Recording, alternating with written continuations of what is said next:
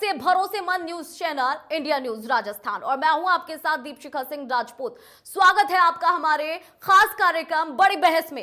राजस्थान के अलवर में दिल्ली के निर्भया कांड जैसी दिल दहला देने वाली दरिंदगी ने पूरे प्रदेश को हैरान कर दिया है, परेशान कर दिया है, शर्मसार कर दिया है। अलवर में मुकबधीर नाबालिग लड़की के साथ गैंग रेप किया गया और उसके बाद आरोपियों ने नाबालिग के प्राइवेट पार्ट पर कई बार नुकीली चीज से वार किया, बुरी तरह से उसे जख्मी किया गया। बेजुबान होने की वजह से पीड़िता चिल्लाकर अपना दर्द बयां भी नहीं कर पाई। आरोपी उसे लेकर बस में घुमाते रहे, जख्मों से खून लगातार रिसता रहा और वो उसे एक पुलिया पर फेंक कर वहां से फरार हो गए, भाग गए। पीड़िता तिजारा पुलिया पर करीब 1 घंटे तक पड़ी रही, तरसती रही, गिड़गिड़ाती रही, खून से सड़के लाल हो गई। खून से लथपथ पीड़िता को जब कुछ राहगीरों ने देखा तो तुरंत पुलिस को सूचना दी गई, जिसके बाद से रात में ही पीड़िता को गंभीर हालत में जयपुर के जेके लोन हॉस्पिटल में रेफर किया गया, जहां उसका इलाज जारी है। महिला बाल विकास मंत्री ममता भूपेश ने अस्पताल पहुंचकर पीड़िता का हाल जाना है और आरोपियों को सख्त से सख्त कार्रवाई दिलाने की बात भी कही है। तो वहीं भाजपा ने भी दोषियों के खिलाफ कठोर से कठोर कार्रवाई की मांग की है। अब इस पूरे मामले पर अलवर पुलिस ने आरोपियों के खिलाफ पॉक्सो एक्ट, आईपीसी की अलग अलग कठोर धाराओं में मुकदमा दर्ज कर लिया है और अब इस पूरे मामले की जांच के लिए एसआईटी का गठन भी कर दिया गया है। आरोपियों की तलाश के लिए 5 पुलिस की टीम लगाई गई है। अब आपको ये बता देते हैं कि राज्य सरकार की ओर से नाबालिग के परिवार को 6 लाख रुपए की आर्थिक सहायता देने का ऐलान भी कर दिया गया है। लेकिन क्या ये ऐलान इस पीड़िता के जख्मों को भर सकता है? क्योंकि जिस तरह से लगातार मामले बढ़ते जा रहे हैं राजस्थान के अंदर रेप के, वो कई सारे सवाल खड़े कर देते हैं। सबसे पहले हमारी प्राथमिकता भी है कि बच्ची का उपचार अच्छी तरह से हो और बच्ची स्वस्थ हो जाए, उनका जो भी ऑपरेशन हो रहा है वो सफल हो जाए और बच्ची एक बार वापस अपने घर चली जाए हिम्मत और हौसले के साथ। हमारी सरकार, मुख्यमंत्री जी ने मुझे निर्देशित किया और मैं यहाँ पर आई हूँ, परिजनों से मिली हूँ और पूरा मेडिकल की जो व्यवस्था चल रही है उसको जायजा लिया है और हमारा प्रयास है कि हम बच्ची के साथ में ढंग से मेडिकल उपचार उनका करा सके। आईजी साहब लगातार मॉनिटरिंग कर रहे हैं, हमारे जयपुर रेंज के आईजी और अलवर पुलिस भी, अलवर प्रशासन भी, और मैं समझती हूँ पूरी राजस्थान की जिम्मेदारी, हम सब की जिम्मेदारी है। प्रशासन पूरी तरह से रातों रात लगा हुआ है। हमारी कोशिश रहेगी कि हम अपराधियों को जल्दी से जल्दी पकड़ के उनको कठोर सजा दें। मामला तो बड़ा गंभीर है और उसी गंभीरता को देखते हुए हम लोग कल जब से सूचना मिली पुलिस को, तब से मतलब पुलिस अधीक्षक तो स्वयं हॉस्पिटल में ही थी, मौके पे आई वो, और लगातार मैं भी पूरी रात हम इस चीज़ को मॉनिटर कर रहे हैं। अब चूंकि जिस तरह की घटना हुई है वो मतलब एक समाज के लिए बड़ी एक मतलब ऐसी झकझोर देने वाली घटना है ये, क्योंकि बच्ची, और वो भी एक मंदबुद्धि बच्ची और असहाय, जो थोड़ा बोलने में भी उसको दिक्कत है, उसके साथ इस तरह की घटना होती है तो उससे पूरा ही मतलब एक तरह से जो है पुलिस के लिए नहीं, पूरे मतलब जो भी इसको सुनता है उसके लिए मतलब एक बहुत ही झकझोर देने वाली जैसी सी घटना है ये। तो उसी के लिए हम लगे हुए हैं कि भाई इसमें जल्दी से, एक तो ये कि भाई पहला उसका बच्ची का जो है इलाज अच्छे से हो, तो बच्ची को वहाँ जेके लोन में रात को ही यहाँ से शिफ्ट कर दिया था और फिर वहाँ पे एक स्पेशल टीम के द्वारा उसका उपचार किया जा रहा है, आवश्यक सर्जरी की जा रही है। अलवर में निर्भया जैसी दरिंदगी को अंजाम दिया गया है और उसे ऐसे ही सड़क पर फेंक कर आरोपी वहां से फरार हो गए हैं और अब एसआईटी गठित की गई है। यहां आपको जानकारी दे दें कि एसआईटी गठित कर दी गई है, कमेटी बना दी गई है, जांच की जा रही है और बड़ी जानकारी आपको बता देते हैं, अलवर रेप मामले की जांच के लिए कमेटी का गठन किया गया है। बड़ी जानकारी इस वक्त की, बीजेपी प्रदेश अध्यक्ष सतीश पूनिया ने यह कमेटी बनाई है, उच्च स्तरीय जांच समिति का गठन किया गया है। बड़ी जानकारी आपको बता रहे हैं इस वक्त की, पीड़िता को न्याय दिलाने के लिए यह कमेटी बनाई गई है। यहां आपको बता दें कि इस वक्त की बड़ी जानकारी, बीजेपी राष्ट्रीय मंत्री अलका सिंह गुर्जर भी इसमें शामिल है। तो बड़ी जानकारी है यहाँ पर इस वक्त की एसआईटी गठित कर दी गई है और इसमें जांच जो है वो आगे बढ़ाई जाएगी। सांसद जसकौर मीणा और एमएलए रामलाल शर्मा भी इसमें शामिल है। महिला मोर्चा के प्रदेश अध्यक्ष अलका मुंदड़ा भी इसमें शामिल है। अलवर रेप मामले की जांच के लिए अब ये कमेटी का गठन कर दिया गया है। जो पुलिस है पूरी तरह से जांच में जुट गई है। कमेटी बना दी गई है, एसआईटी गठित कर दी गई है। सांसद जसकौर मीणा, एमएलए रामलाल शर्मा इसमें मौजूद हैं।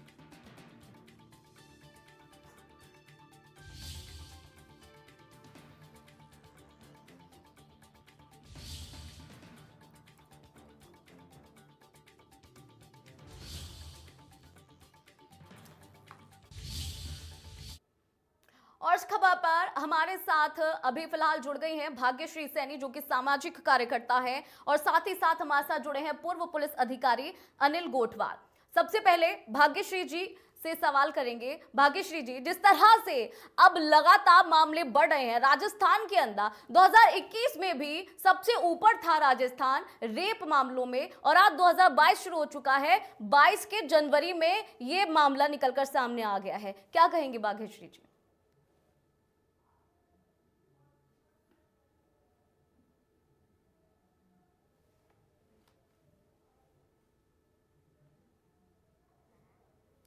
भाग्यश्री जी, आप तक हमारी आवाज आ पा रही है?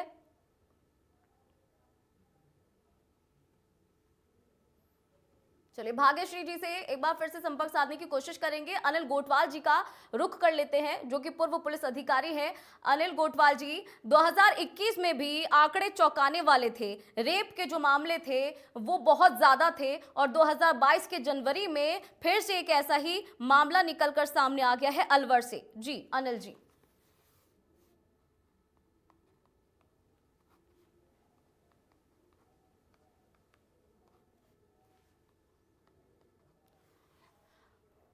तो बता दें कि आपको अलवर से एक ऐसा चौंकाने वाला मामला सामने आया है जो आपको परेशान कर देगा, विचलित कर देगा, शर्मसार कर देगा। दुष्कर्म के बाद मुख बधिर नाबालिग को ओवरब्रिज पर फेंका गया। बदमाशों का फिलहाल कोई सुराग नहीं है, हालांकि एसआईटी गठित कर दी गई है। और फिलहाल हमारे साथ हमारे दो गेस्ट जुड़ गए हैं। भाग्यश्री सैनी सामाजिक कार्यकर्ता हैं, अनिल गोठवाल पूर्व पुलिस अधिकारी हैं। सबसे पहले भाग्यश्री जी का रुख करेंगे। भाग्यश्री जी, आप तक हमारी आवाज आ पा रही है? जी मैम, बिल्कुल बिल्कुल। भाग्यश्री जी, 2021 में भी यही हाल था। जो रेप का आंकड़ा है वो सबसे टॉप पर था राजस्थान के अंदर। 22 आ चुका है, जनवरी आ चुका है, लेकिन हाल वही है। वही रेप के केस जो है बढ़ते हुए नजर आ रहे हैं। भाग्यश्री जी। जी जी मैम, फिलहाल अभी थोड़े दिन पहले एनसीआरबी की जो रिपोर्ट आई थी, जैसा कि आपने बताया, उसमें भी ये था कि रेप में राजस्थान अव्वल है। और हम लोग पिछले सालों की तुलना में देखें तो ये क्राइम्स लगातार बढ़ते ही जा रहे हैं। तो डेफिनेटली सबसे पहला क्वेश्चन तो ये अराइज होता है कि जो लोग जो ऐसा जघन्य अपराध करते हैं, क्या उनकी मानसिकता इतनी खराब है, या उनमें वैल्यूज नहीं है, या उनमें पुलिस का डर नहीं है, या लॉ एंड ऑर्डर जो है वो सही तरीके से मेंटेन नहीं हो रहा है, या हमारे यहाँ पे जितने भी लॉज हैं या वो इतने स्ट्रिक्ट नहीं है, या फिर सोसाइटी से हम लोगों ने वो वैल्यूज सीखे ही नहीं है कि हमें ये पता ही नहीं है कि सही क्या है गलत क्या है। तो डेफिनेटली ये क्वेश्चन जो है वो सभी पे रखे जा सकते हैं, वो सोसाइटी हो, वो पेरेंट्स हो, वो पुलिस हो, वो लॉ एंड ऑर्डर हो, या फिर हमारे जितने भी लॉज हो। और ऐसे जघन्य अपराधों के लिए अगर इनकी बारंबारता बार बार बढ़ती जा रही है तो हम लोगों को डेफिनेटली इस पे बहुत गंभीरता से ध्यान देने की जरूरत है। और मैं हमारी आईपीसी में अगर हम लोग देखते हैं तो बहुत सारे कानून है, 376 है, 354 है, जो छोटे से भी अपराध अगर हम महिला या लड़की के खिलाफ करते हैं, अगर हम उसको स्टॉप भी कर रहे हैं, उसके लिए भी हमने दंडनीय अपराध की घोषणा की हुई है, लाया हुआ है। लेकिन फिर भी लोगों में फियर नहीं है और लगातार दिन प्रतिदिन ये चीज बढ़ रही है। तो हम लोगों को डेफिनेटली रूट्स पे वर्क करने की बहुत जरूरत है। एक बच्चा जो होता है, एक लड़का होता है, उसमें ये चीज उसे पता होना चाहिए कि वो कैसे अपनी बहन को एक सम्माननीय दृष्टि से देखता है और बाहर किसी लड़की के साथ वो ऐसा जघन्य अपराध कर सकता है। तो कहीं ना कहीं हमें सेक्स एजुकेशन में ये चीज उसको समझाने की जरूरत है कि क्या सही है और क्या गलत है। और सेक्स एजुकेशन में हमें बेटे को ही नहीं, पेरेंट्स को भी इंक्लूड करने की जरूरत है कि आपके बच्चे के लिए क्या सही और क्या गलत है। और वहीं पे एक छोटी सी चीज जो हर बार हम लोग देखते हैं, हम लड़कियों को बचपन में कभी भी ये नहीं बताया जाता है कि क्या सही है या क्या गलत है। हम लोग कोई स्पेशली लॉ की डिग्री करेंगे या हमारे लिए कोई कोर्स होगा तो हमें पता चलता है कि रेप हो या कोई और अपराध है उसके लिए ये सजा है। तो ऐसा क्यों नहीं है कि हमारा जो स्कूल एजुकेशन है उसी में हम लोगों को ये बताया जाए कि हमारे ये राइट्स हैं, ये हमारे लिए सही है और ये हमारे लिए गलत है। और लड़की को, एक बच्ची को छोटी सी उम्र में गुड टच और बैड टच बताया जाए कि कोई आपके साथ अगर ऐसा आपको छू रहा है तो वो गलत है और उसके लिए आपको कहाँ अप्रोच करना है। लड़की को इतना बिल्कुल निडर भाग्यश्री जी, बनाना। और इस केस में तो जो छोटी बच्ची है, महज 15 साल की है, वो मुखबधिर है, वो बोल नहीं सकती है, किसी से कुछ कह नहीं सकती है। जी जी, डेफिनेटली मैम। तो एक स्पेशल अटेंशन की जरूरत है ये कि समाज किस और जा रहा है, और वो जो बच्ची है जहाँ पे वो बात भी नहीं कर सकती है, वो मुख बधिर है। तो दोनों ही केसेस में जो हमारा गवर्नमेंट हो या हमारा लॉ एंड ऑर्डर हो, उसको भी अटेंशन देने की जरूरत है। और जो क्रिमिनल्स हैं वो इस बात को समझ पा रहे हैं और वो ऐसा जघन्य अपराध कर रहे हैं, तो उनके अंदर भी हमें बिल्कुल डर बैठाने की जरूरत है कि ऐसे कोई भी क्राइम अगर वो करते हैं तो उनको बख्शा नहीं जाएगा। तो हमारे यहाँ पे अगर हम लोग कन्विक्शन रेट देखें तो वो कितनी शून्य है। साल दर साल केसेस चले जा रहे हैं, लोगों में फियर नहीं है, इसलिए शायद उनमें डर नहीं है। और एक बच्ची, ये तो एक मुखबधिर बच्ची है जो बोल नहीं सकती थी, एक नॉर्मल से लड़की के साथ भी क्राइम होता है तो उसको कितनी हिम्मत चाहिए होती है अपने पेरेंट्स को बताने में और पुलिस तक पहुंचने में। वो भी बहुत नॉर्मल, पहले ही बार में वो नहीं पहुंच जाती है कि मेरे साथ ये गलत हुआ है। तो हमें लड़कियों को उनकी वॉइस देने की जरूरत है, बचपन से उनमें वो बोल्डनेस वाला फैक्टर डालने की जरूरत है जहाँ पे वो हिम्मत कर पाए। चाहे वो मुखबधिर बेटी है, उसको तो स्पेशल अटेंशन हमें देने की जरूरत है क्योंकि वो इन सब चीजों में सक्षम ही नहीं है कि बोल पाए। लेकिन जो नॉर्मल हर बेटी है उसको भी हमें बोल्ड करने की जरूरत है कि क्रिमिनल्स तो चाहे अपने लेवल पे रुकेंगे या नहीं रुकेंगे, लेकिन हमें अपनी आवाज को बहुत बुलंद करने की जरूरत है। तभी जाकर अगर कोई आवाज उठाएगा तो वो अन्य बेटियों के लिए भी एग्जाम्पल होगा। ठीक है, भाग्यश्री जी हमारे साथ बने रहिए। अनिल गोटवाल जी का रुख कर लेते हैं, जो कि पूर्व पुलिस अधिकारी हैं। अनिल जी, क्या समझे कि लॉ एंड ऑर्डर का कोई खौफ नहीं है, पुलिस का कोई खौफ नहीं है इन दरिंदों में, जो इस तरह से रेप की वारदातें हर दिन बढ़ रही हैं?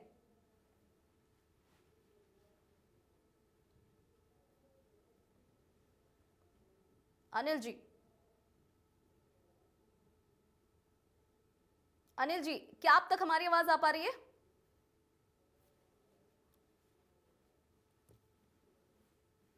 अनिल जी, क्या आप तक हमारी आवाज आ पा रही है?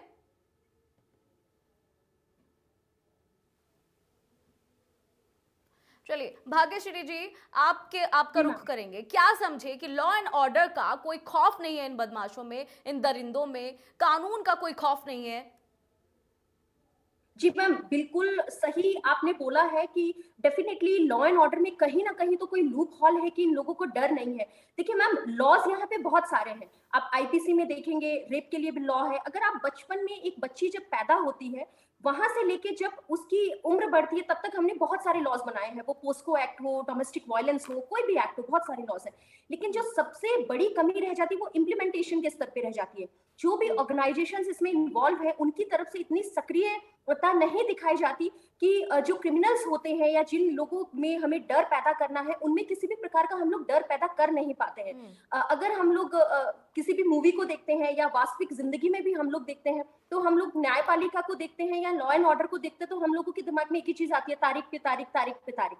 तो जो लॉज है उनका फियर लोगों में होना चाहिए, क्योंकि मुझे लगता है कि लॉज हमारे पास पर्याप्त है, बस जरूरत है इम्प्लीमेंट करने की।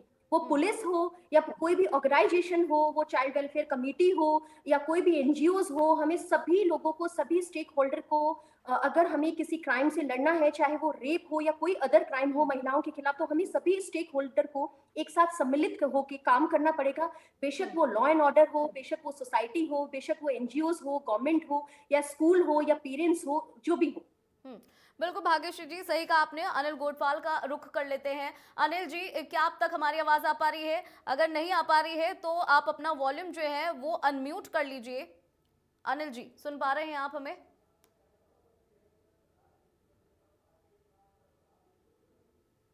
अनिल जी, आप तक हमारी आवाज आ पा रही है?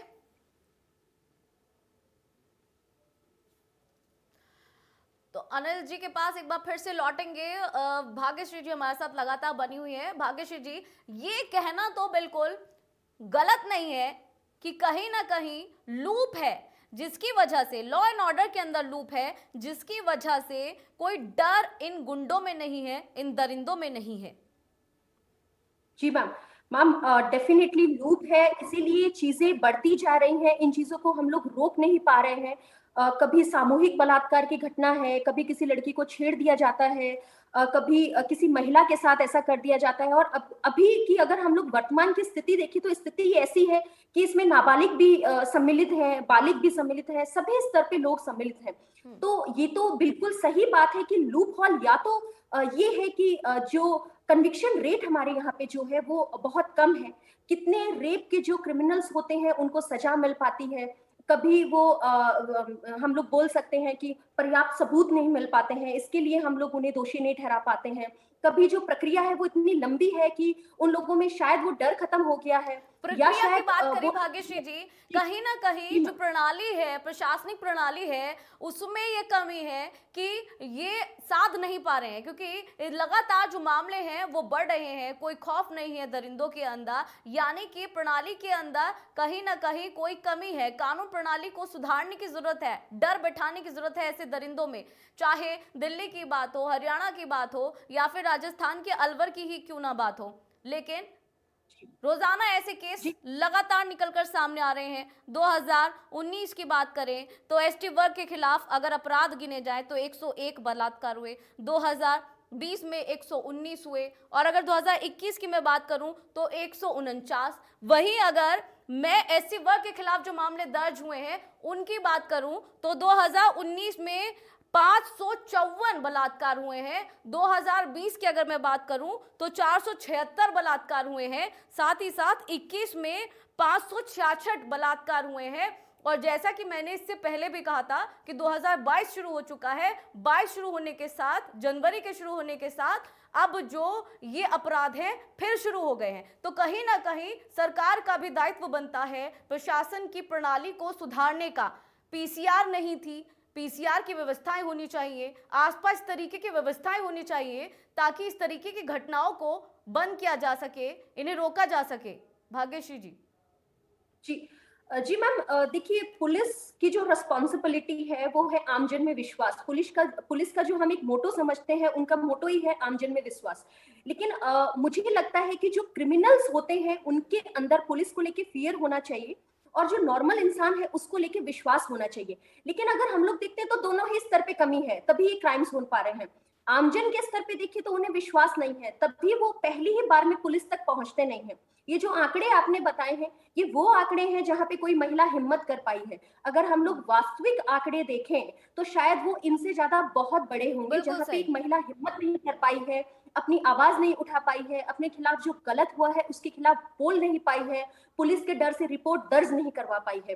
तो ये तो आपने बिल्कुल सही कहा कि आमजन में विश्वास रखने के लिए पुलिसिंग जो है वो बहुत स्ट्रांग होनी चाहिए, और उसके लिए डेफिनेटली पुलिस स्तर पे भी एक तो अगर हम लोग देखें तो पुलिस के स्तर पे उन्हें टाइम टू टाइम ट्रेनिंग देनी चाहिए कि कैसे वो लोगों के बीच में कम्युनिकेशन कर पाए, कैसे वो लोगों के बीच में विश्वास पैदा कर पाए कि लोग उनसे डरे नहीं, बकायदा उन्हें अपना हितैषी समझकर अपनी समस्याओं के प्रति उन तक जा पाए। महिलाओं को पेट्रियार्कल वर्ल्ड में महिलाओं को तो वैसे ही दोयम दर्जे का समझा जाता है। उनके रूट्स में उनके अंदर एक भय हमेशा से हम लोगों ने पैदा किया हुआ है कि अगर वो बोलेगी कि मेरे खिलाफ गलत हुआ है तो कौन शादी करेगा, कौन अपनाएगा। और हम लोग जो सर्वाइवर होता है उसको हम लोग हर बार चाहे वो रेप हो या कुछ भी हो उसको हम विक्टिम बना देते हैं। तो अगर हम लोग हर स्टेक होल्डर की भूमिका देखें, जहां पे हम लोग प्रशासनिक स्तर की बात कर रहे हैं, तो उन लोगों को टाइम टू टाइम स्कूल हो या कॉलेजेस हो या कोई भी कम्युनिटी स्तर पे हो अवेयरनेस प्रोग्राम करने चाहिए, ताकि लोग पुलिस से और ज्यादा जुड़ पाए, महिलाएं और अपनी आवाज को बुलंद कर पाए, अपने खिलाफ जो भी चीजें हो पा रही हैं उनके लिए आवाज उठा पाए, और उनके लिए अपनी जो भी चीजें हैं गलत या सही उसको वो लोग समझ पाए। बिल्कुल तो भाग्यश्री जी, पुलिस क्योंकि ये स्तर पे समय तो आ जरूरत चुका है, क्योंकि लगातार मामले बढ़ रहे हैं, चाहे मैं भरतपुर की बात कर लूं या बांसवाड़ा की बात कर लूं या आज के इस घटना अलवर के किस्से की बात कर लूं, लगातार जो मामले बढ़ रहे हैं वो वाकई में चिंता का विषय है। क्योंकि महज एक पीड़िता को अस्पताल में भर्ती करा देने से या फिर उसे 6 लाख का मुआवजा दे देने से उसका मरहम नहीं भरता है। इस समस्या का समाधान बहुत जरूरी है, समाधान नहीं निकल रहा है, उसको भरने के लिए, उसके जख्म को भरने के लिए 6 लाख का मरहम लगा दिया गया है। मरहम लगाने की बजाय समाधान निकाला जाना चाहिए। जी जी देखिए, ये आपने बहुत अच्छी बात कही कि जब किसी भी बेटी या किसी भी महिला के साथ ये रेप जैसी घटना होती है तो 6 लाख में उस महिला का कॉन्फिडेंस हम वापस नहीं लाके दे सकते।